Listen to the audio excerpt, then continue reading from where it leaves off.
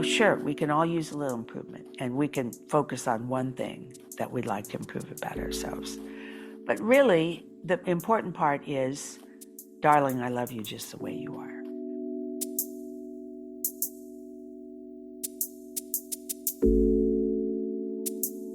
Today on the podcast, we're joined by renowned psychologist and best-selling author Mary Pipher.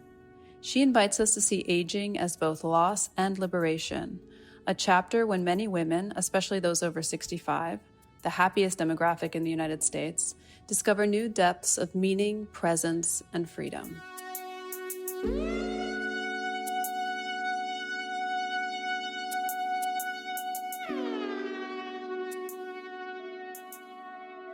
Well, Mary, we're so thrilled to have you on the podcast. And Simone and I are really wanting to interview older women because we're much more aware of aging than we ever have been before. And I think part of that is because we have children now and are kind of approaching middle age. And there just isn't that much information out there about how to think about aging, what to expect, and not enough communication between the generations. And so, so we're really curious to hear from women who are going through the aging process, who are much older than us and have some wisdom to share about what to expect. Well, let's hope I can satisfy that need to give you some wisdom.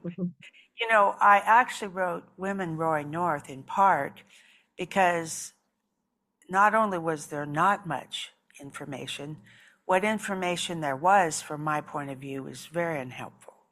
For example, the cultural stereotypes about older women are just dreadful, that we're nags, we're ugly, we're in the way. I mean, the best example of that is mother-in-law jokes. Well, if we're lucky, most of us become mother-in-laws because our children get married. And through no fault of our own, we're slotted into a stereotyped role that actually requires quite a lot of work to fight. If you listen, there are so many people who make jokes about, my mother-in-law's coming to visit. I think I'll buy a case of beer or whatever, But also the other information tends to be how to have a great sex life, how to stay beautiful, etc. Well, those actually aren't the primary issues of older women. Furthermore, older women tend to be the happiest. There's good statistics on that. Of any gender or demographic, older women are by far the happiest. And they're also probably, with the exception of adorable babies, the most loved because they've spent a lifetime building relationships. And they've got usually lots of friends. They often have grandchildren who adore them. And they're often really important in terms of meeting useful roles in the culture. So for example, just one example, most of the great environmentalists in this country are women. The Native American leading environmentalists are women. The women in our group were the primary fighters of the Trans-Canada Pipeline that came through Nebraska. And we have a special place honoring us as the Apple Pie Brigade because we ended up taking apple pies, fresh baked cheddar crust, to members of the legislature or public people who supported our work. We held press conferences and we did a whole lot of lobbying using apple pies as one of our primary, using apple pies and babies. If we had a grandbaby around, somebody'd carry it into the governor's office because it's really hard to be difficult and angry when a little baby's crawling around on the floor. So women, in other words, are very different than cultural stereotypes. And one story I tell about this is I used to swim at the university.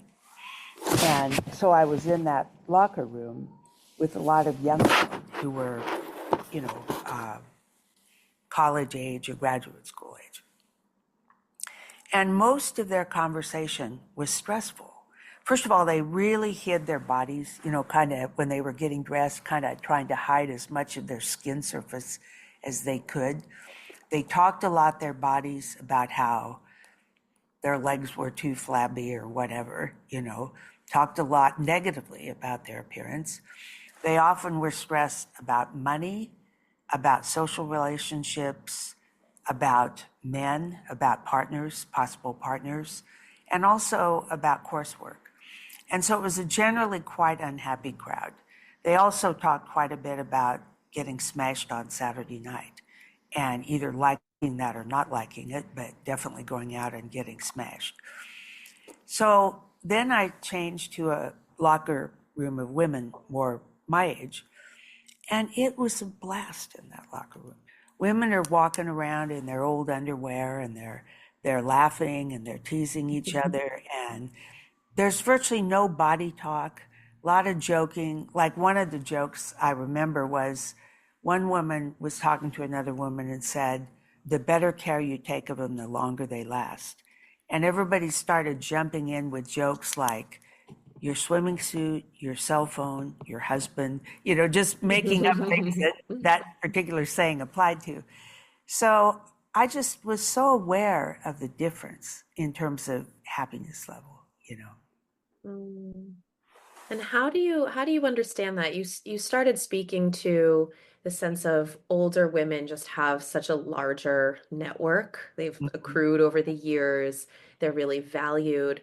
I'm just wondering more maybe on an internal scale, like Mhm. why do you and how do you understand why women are happier as they get older over 65? Well, first of all, they're still useful. The kinds of skills that women need all of their lives still apply at 65 or 70. You're usually still doing housework. You're still relating to children. Women also, for the first time in their lives when they're older, have an opportunity to take good care of themselves, which is wonderful. I'm sure it sounds wonderful to you too. But also, they have more time to reflect on who they Mm, are and who they want to be, how they want to spend their time. I mean, a very common goal of older women is to spend their time in congruence with their happiness and their values. Well, if you can arrange your life so that's what you're doing, you're likely to be a happy person. And you have time to reflect on who am I and what do I want to do with my time. So for example, I love to read. I still do that. I like to help people, so I do a lot of editing of books and endorsing books that I think are worthy of people I want to empower. I do the environmental group. I'm in a writers group, and right now I'm in a great many political action groups. So I'm doing things in accordance with my values, but I'm also going swimming and meditating and seeing women friends. It's a life that younger women generally cannot have because of time deficits. So, of mhm. course, all those things make us happier. Yeah. And I'm just thinking too about younger women who are just really in service of other people so often. Mhm.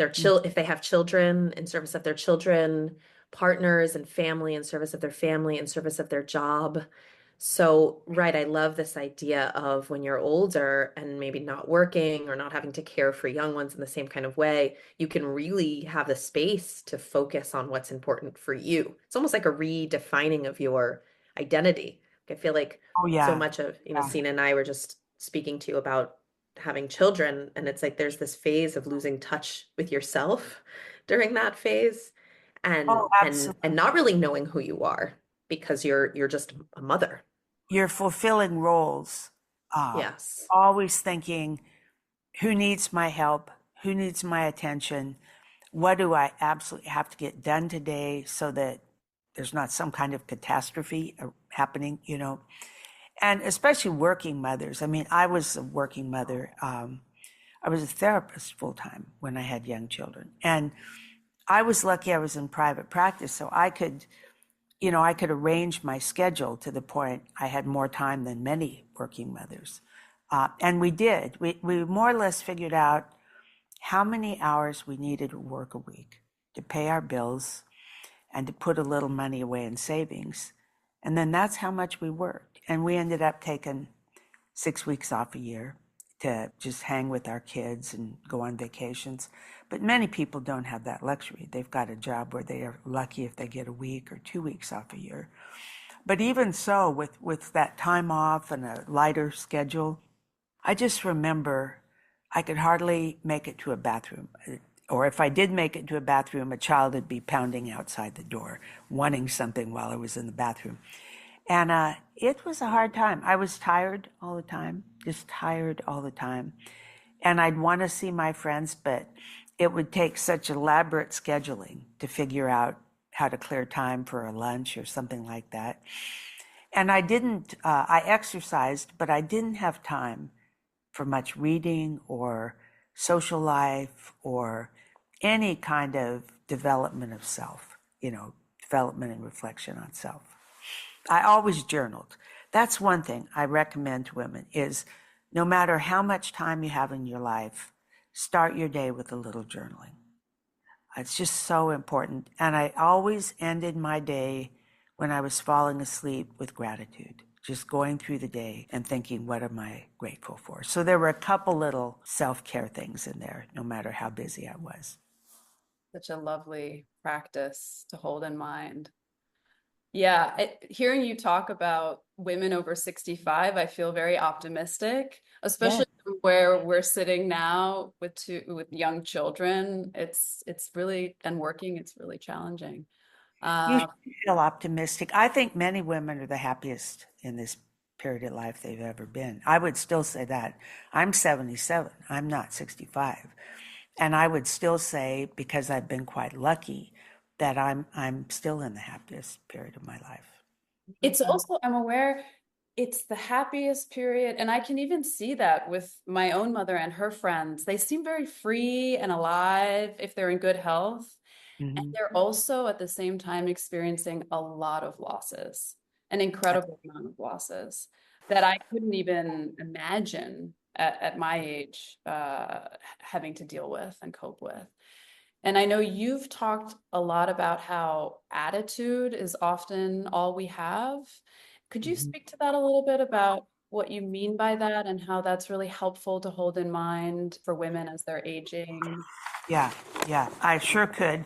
And one of the things I say in Women Roy North is attitude isn't everything, but it's almost everything. And for example, one practice I have now that I didn't have when I was younger is I spend about an hour getting mentally organized before I start a day. And part of that is setting an intention for the day. And that intention is, well, for example, to look for beauty, to look for evidence of love in the universe, to look for humor, to look for kindness, to look for happy children, whatever, But having an intention is a really good way to go into a day. And that also comes with journaling, with meditating. I'm not a Christian, but I say prayers. I'm not even sure who I say those prayers to, but it gives me a sense of, I've always felt that prayer was better than worrying. So if I'm worrying about something, one way I'll dispatch of that worry is to say a prayer for it. For example, lately I've been saying a prayer every morning for the prisoners in Ecuador, in that prison in Ecuador. I can do nothing to help them, but it makes me feel that I'm paying honor to them by saying a prayer for them every morning. But attitude, the story I tell in Women Roy North is such a beautiful story. And I met this musician named Jane Jarvis, who was in her late 80s. And she was a statesman of jazz. She was the only woman who was called a statesman of jazz because she had been playing with the great jazz musicians in New York City since the early part of the 1900s. She played with all the greats. And she also was the pianist at Shea Stadium for the baseball games. And she was like a vice president of music because she picked a lot of what we call elevator music, but at that time was considered beautiful background music. So anyway, I met her. She came to Lincoln to play in the Zoo Bar, and I interviewed her for another country. And then I loved her so much, and vice versa, that we stayed in touch. She lived in a tiny little apartment in New York. And I went to visit her when she was quite old. Her apartment was like no bigger than one of the smaller rooms in my house. And she was in bed unless she was helped out of bed. And her one window faced a brick wall outside. So I'd taken her flowers, and her care aide was there to help her out of bed and to make sure everything was tidy for my visit. So she wanted to get out of bed. She wanted to play me the piano.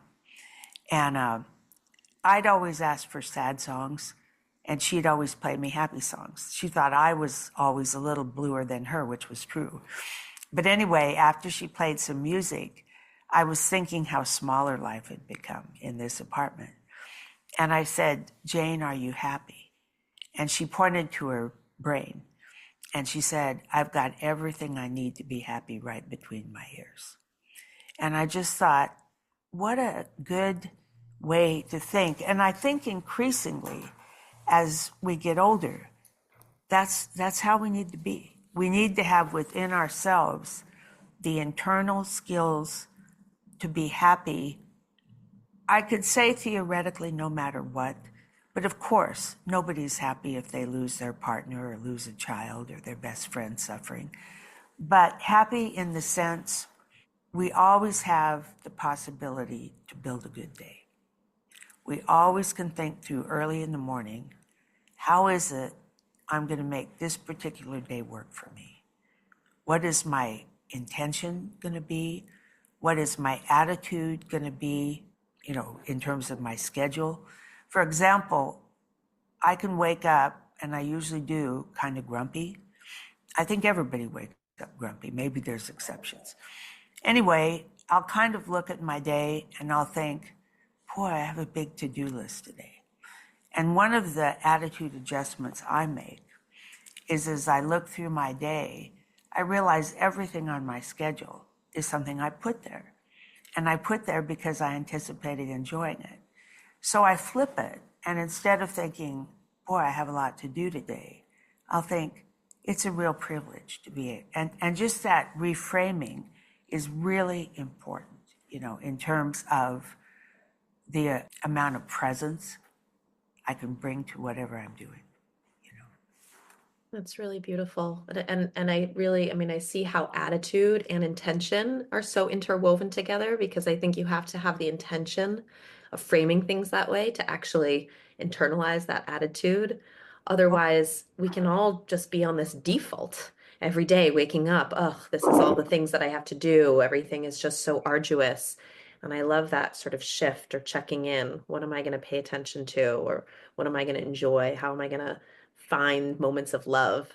And such a I beautiful think piece of we develop advice. that attitude that life is a long to-do list when we're in the life stage you're in, where you have so many things you do have to do that it's easy to just look at that list and feel kind of overwhelmed. It's easier with my life, but it works with your lives too. If you go into it with that set, it's helpful. Yeah, because I look at women who are 10, 15, 20 years younger than me, and I think about myself at that age and the kind of struggle that I had in my relationship with my body, to all the things that I was going through. And it wasn't necessarily, in some ways I had a more youthful body, I was more attractive. Like there were so many things that I long for now, but I actually am much happier with my body, Yeah, even though, technically I'm maybe not as valued in the eyes of society, but I think there's really, yeah, it's the relationship to yourself and to the world that's so important, and that can be absorbed at any age, really, if you have that capacity. Although I think what you're sharing is that it sometimes can be a lot easier when you're older because you have more space and you have a different kind of perspective. But really, we can all learn from this at any age. I think so. I truly do. And by the way, speaking of bodies, I think at some point there's a shift from am I beautiful to am I healthy?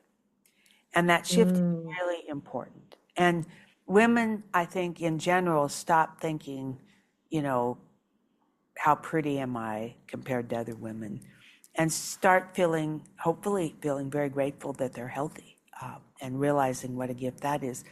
The other thing is, because the male gaze does not really attend to women's bodies when they're over, say, 50, just arbitrarily, I made that up. I don't know what age that is for men.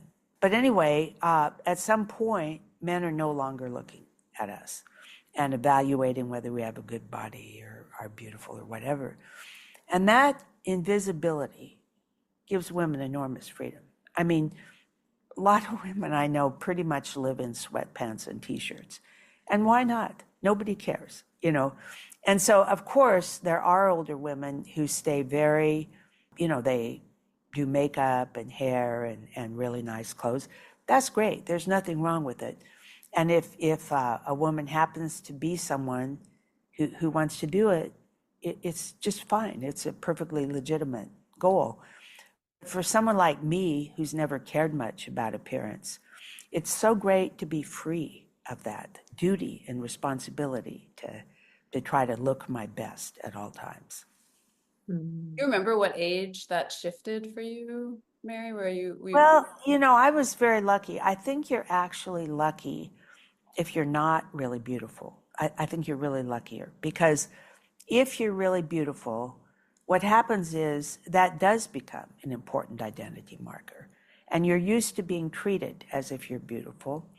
And you also have to worry about, why do people like you? Is it because you're beautiful? It's like being rich. You have to worry about why people like you. Do they actually like you, or do they like to be seen with a beautiful person, beautiful woman? But I was never beautiful. I was always, in my opinion, plain at best. Nobody ever told me how beautiful I was. People told me how kind I was or how smart I was. And so that idea, I mean, like all young women, I tried to look my best. I ironed my hair when I was back at Berkeley and wore dangly earrings and high heels and short skirts and all the stuff younger women do. But that was really never me. I was glad to lose that. And I married someone who isn't very appearance conference, so I was very lucky. Once I was married, I could drop a lot of that worry that I needed to look great at all times. And so when I kind of got older, the shift from not being young and as pretty as I could be to being older was almost nothing for me. It had never been that important. But I was very lucky. I mean, most women, especially if they're pretty, that shift can be a pretty dramatic thing.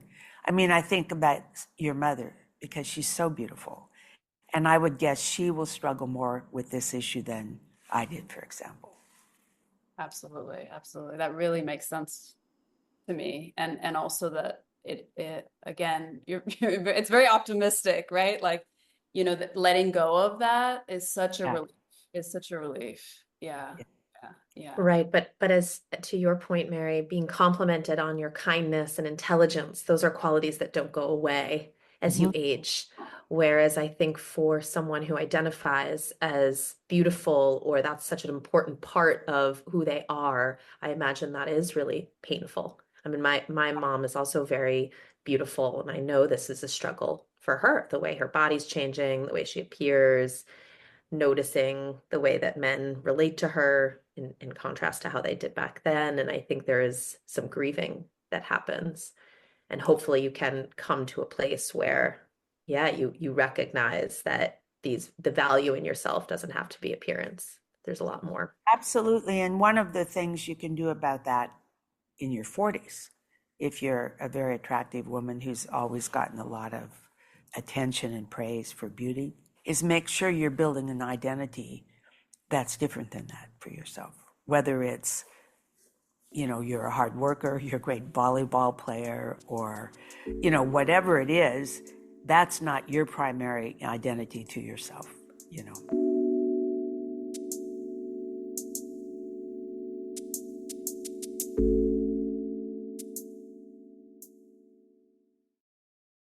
Hi, LoveLink listeners. Our group practice, Modern Mind, is located in New York City with offices in Brooklyn and Manhattan. offering in-person and virtual psychotherapy. We provide individual, couples, and group therapy, as well as ketamine-assisted psychotherapy in conjunction with a psychiatry prescriber. Therapy is a powerful experience that can transform your life and help you live it to its full potential. We're here to help take you where you want to go. To find out more about our practice, visit www.modernmind.co or email info@modernmind.co to be connected with one of our therapists. So kind of related to this, especially in our age, like the 40s, with children and working, and I certainly feel this pressure to kind of like have it all, like you got to do everything, you got to be professionally successful and a great mother. And when I think in those terms, I experience enormous sense of pressure, and I think a lot of my friends experience the same. I know Simone and I have talked about that, this pressure to have it all, and I wonder, what your thoughts are on that, especially speaking to women who are in this life phase with children. Sure. Well, perhaps one or both of you read Reviving Ophelia at some point. And one of the things I said about healthy teenage girls is how important it was for them to resist the culture, to really not allow this absolutely insane culture we live in to be the way they evaluate themselves or think about their daily lives. So one thing I think is really important is to see yourself as a culture warrior, that whatever the culture is telling you, or your friends who have absorbed that culture are telling you about who you need to be, that's not who you need to be, I mean, just to take one small example, I think there's pressure on women still to be good cooks and to come up with, really interesting and beautiful meals. And especially as our culture becomes more of a foodie culture and restaurants present food so beautifully. But from my point of view, I love to have people over. And usually what I do when I have people over is say, I'm going to buy a loaf of bread and make some soup. And then I don't have any pressure around that. But to go back to the really important issues, nobody has time to do everything that we read or hear we need to do, whether it's exercises or things for our health or things for our mental health or things for our social health. If you actually try to do everything that you hear is good for you, I mean, you would never sleep because there's just way too, and I used to write down little tips for self-improvement or for a healthier life. I just cut that out because I realized I'm already dancing as fast as I can, and why would I add more pressure to myself to do yet one more thing that's self-improvement? So part of it is self-acceptance, just going, the way the Buddhists say it is, you're perfect, darling, but you could use a little improvement. Sure, we can all use a little improvement, and we can focus on one thing that we'd like to improve about ourselves. But really, the important part is, darling, I love you just the way you are. And that's a very good mantra to tell yourself when you're running around in circles trying to please other people and do everything you're supposed to do in one day. So self-acceptance. Another way to say that is mercy. Just one thing I will do to myself when I'm feeling rushed and pressured or inadequate or whatever, is I'll just put my hand to my heart and I'll say, I forgive you. I forgive you. I forgive you for being in such a hurry that you almost fell down the stairs. I forgive you for being in such a hurry that you left your glasses in a restaurant, et cetera, et cetera. And just that act of putting your hand on your heart and saying, I forgive you, can just create a little space that wasn't there before. Another thing really important is, as we talked about earlier, just some time for yourself every day. Mine is, I've always liked early morning, but some people aren't early morning people. But early morning is quiet. And it's before the phone rings, before the children wake up, if you can wake up earlier than your kids. So a little bit of time every day to put your own self together is really important. And then finally, I think one of the most important things for women is that they maintain their relationships with female friends. And a lot of times when I'm talking to younger women who maybe have just gotten married or starting a career in psychology or something like that, I say, whatever you do, don't lose lifetime female friends. So for example, one of my friends, very busy woman, she's in charge of the environment for the mayor's office and doing climate studies and such. And she was married and she was talking to me about how busy her life was with a new marriage. And I said, you need to create a group of women friends and to get together with them at least every other week for the rest of your life. Because if you have that support of women friends, one thing you can do is ask them for help when you need it. But the other is you realize that outside of your marriage, outside of your professional life, you have a cadre of people who you can turn to for support. So that's one of my most common pieces of advice to women your age. Do either one of you have that cadre of women friends, by the way, that you can regularly turn to? Both of you do? That's great. That's so important. More sporadic female friends, not the group. That was always more challenging for me. The group's good if you The can. group is nice, yeah. To have a tribe is great. That's more challenging in New York. I find I I, have much more yeah, I think that's individualized. true. I think that's really true. That's a big difference between cities and, like, I've lived in Lincoln 50 years. So, and a lot of my women friends I met 50 years ago, so it's a very different, I agree with you totally. In New York, it'd be hard. Yeah. Yeah. That idea of having all these women around feels so important. And actually, it's also, I mean, that's the kind of advice I give to a lot of men as well, who I Oh, find get absolutely. very isolated, even at our much earlier actually than women. Just the importance of maintaining those friendships, and they're not as good at it as women are. Men, that's a whole nother topic, but men are definitely less likely to have close friends, and especially a group of close friends. And a lot of men have relationships associated with work, which they lose when they quit work, or with, say, running marathons and jogging, which they lose when they stop jogging.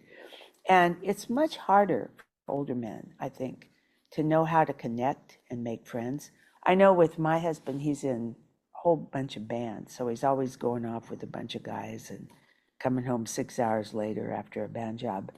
And I'll go, what'd you guys talk about? And he'll go, oh, we talked about the band, or, oh, we talked about stereo equipment. So even if men are together, they often don't know the most important things about each other's lives, And that's a sad thing. Like, for example, Jim finds out about all his bandmates and their families because I talk to the wives. And I'll tell him, well, did you know that your friend Reynold has this or that going on? And he'll always be shocked because men have a totally different way. I want to get back to women one more time, and especially women your age, because we know all over the world what makes people the happiest. We've got all these cross-cultural studies of happiness. And the secret of happiness, the critical secret of happiness, is low expectations.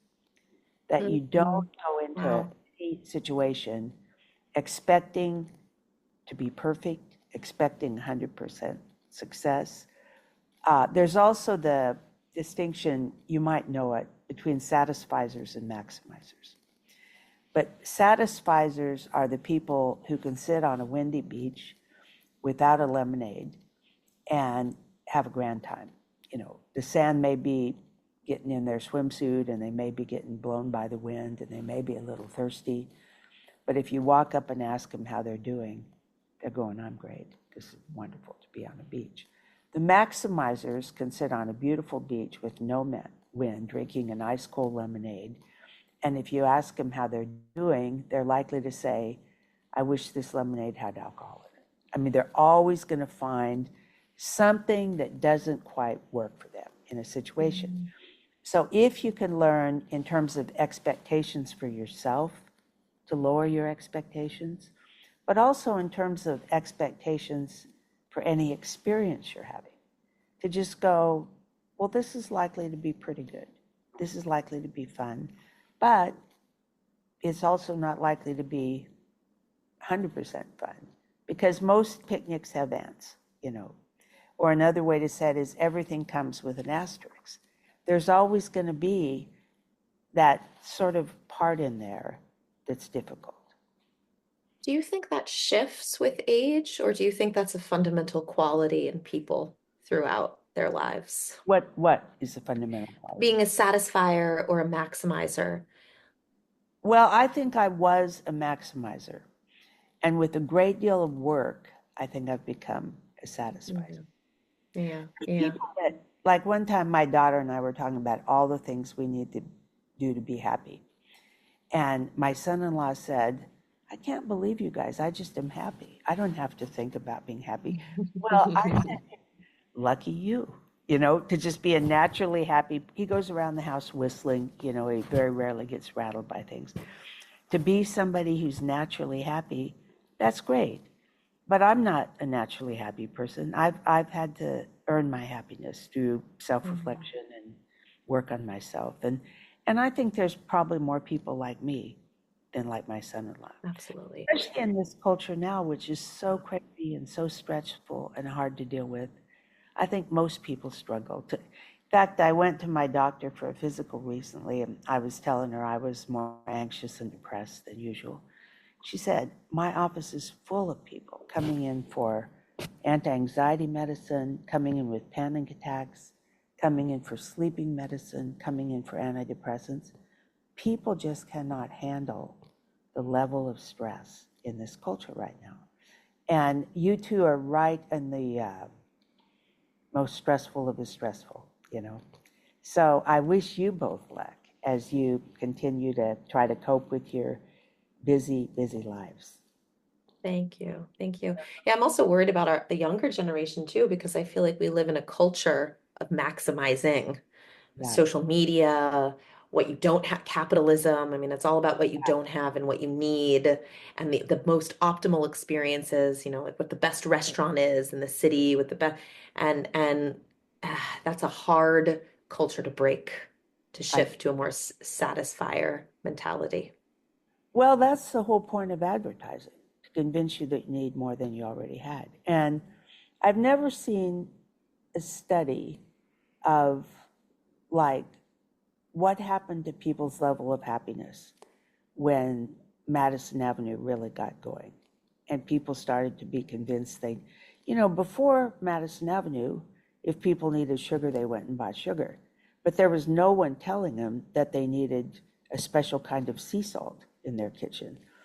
And so I think probably advertising started this business of being maximizers, although there's a little natural inclination either way.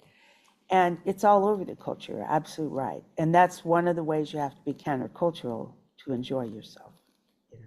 Yeah, we think getting all these, the next best thing is going to make us happier, when in fact the opposite is true. Or accepting what is, having lower expectations actually will make us feel much happier. One skill I have really worked on, and I've gotten much better on it, is going into any situation I'm in, focusing on merely being present. Just being present for where I am and what I'm doing. And trying to be a really good listener and to be deeply aware of the person I'm with and what they're experiencing. And it's really happiness producing to just try to be present, Now you're in a difficult spot trying to be present because you're multitasking and you're constantly interrupting, and there's always things that can distract you from that goal of being present. But that's one of the things I find makes me happiness, is just trying to be present and being present when I can be. I love that.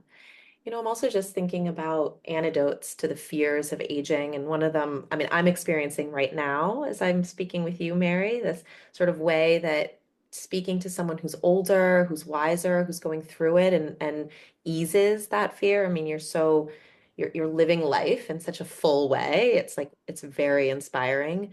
And I think like we do need more of that in our society, in our culture, this intergenerational conversation and ways of being in relationship. And our parents, those being the sole people that we're in relationship with who are older it's not enough. And we No. need more spaces so that, especially for, because I'm a woman and I think female relationships are so important, but older women in my life. I'm And I think really it would be thinking. good for older women too to have Oh, more conversations absolutely. with I women. really love to be around younger women, and I am. And it's great. It's great. And older women almost always, if they're smart, are working on developing friendships with younger women so that when they lose their friends, they still have good friends. But probably if you look at the culture at large, the quietest voices are older women. We're hardly anywhere in the media. None of us, hardly, as far as I know, are influencers or, it's not important to us. And then even if we are verbal people, we're often not heard in the larger society. Here's just a small example of that. This university in Lincoln has been going since 1865. It was one of those federal land grant colleges established by the government. And so now it's 2025. It has never had a woman chancellor, ever in its history, And they just elected a new male chancellor. And you see women on the news, but they usually are 25 years old or 30 years old. They're younger women. You very rarely see, I don't know if Judy Woodruff has now retired, but I remember I used to love to watch her on the PBS NewsHour because she was 65 years old. And it was so great to see. And I also love to see women like Angela Merkel or the ex-president of New Zealand who are young or older women that are in power, because we see so little of that. Well, we really hope to have more conversations with older women. It's so, just like Simone said, so helpful, so grounding to speak with you and to hear your wisdom. I remember there was something you wrote about in one of your books, like, from where we sit, we don't know what the experience of older women is. We haven't reached that age, but you know a lot about what it's like to be in your 40s, what it's like to be in your 50s, etc. And so there's just a lot for us to learn and begin. Well, and it's harder for young people to have empathy for older people. They've never experienced it. I can have empathy for you. I was a mother with young children working full time. I know what that means, but you can't have necessarily a great deal of empathy for me because you've never been 77, so that's a part of it too.